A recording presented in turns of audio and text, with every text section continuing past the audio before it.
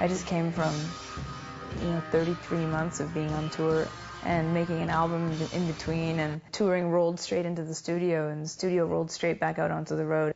It's like the road kept unfurling in front of me. It's just all of a sudden the baton was passed to me, and now it's a different record that I'll be touring with.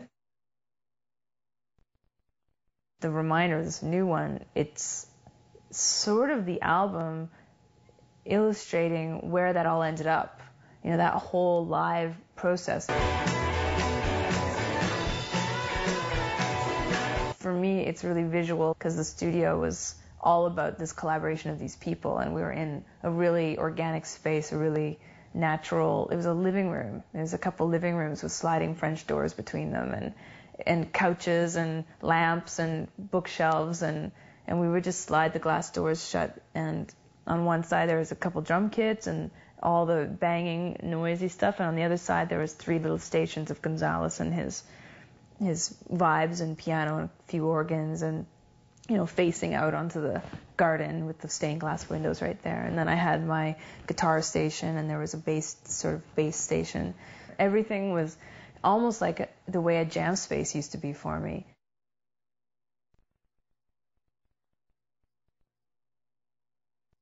I think I knew I didn't want to sing any covers.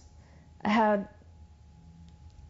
ended up having a hard time singing other people's lyrics more than melodies. Melodies they're sort of like a water slide. If there's someone else's melody, it can just be like you're along for the ride, and it's really fun, and you just get taken in its momentum, and you can just attach the enthusiasm of the melody to your feelings about it.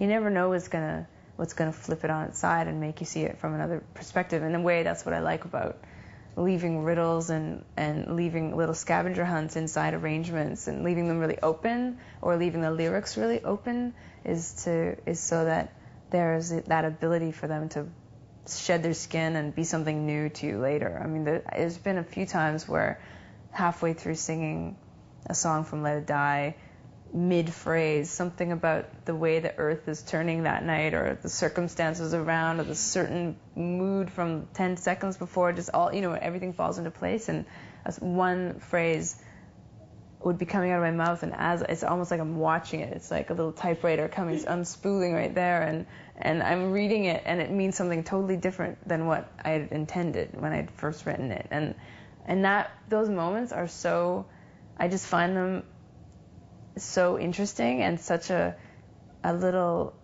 poke in the ribs from a ghosty self, your own ghosty self from the past or the future, without even knowing exactly how it is you get there. I try to leave those pivot, those little hinges inside the song, so that I might possibly get to have that experience again another time.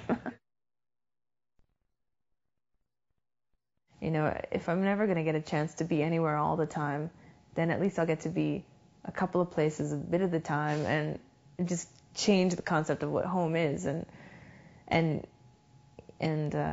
I guess I understand now a little bit about that. Just letting home stay liquid.